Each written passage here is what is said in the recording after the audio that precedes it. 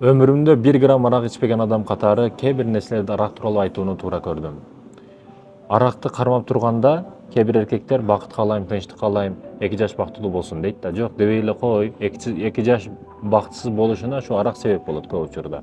Себеби статистиканы карасаң, көп учурда ичип келип аялын урду, ичип келип талагын берип койду, ичип келип ызы чуу болуп башын жарып койду, өтүрүп койду, көмүп койду. Ушул ичкиликтин айынан болот да.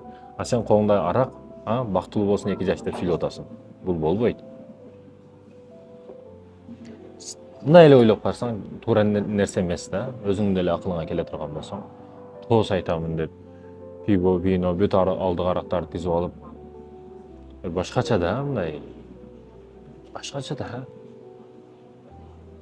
Башкача болуп кетатат да азырчы. Ошондуктан аракты токтотуш керек. Арак ушундай жаман нерсе. Но бычак дей турган болсок, аракты ичкен адам бардык жамандыктардын бычагын колуна алды.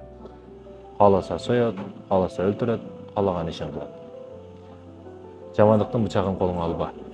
Аракты кармауга, жакындаба.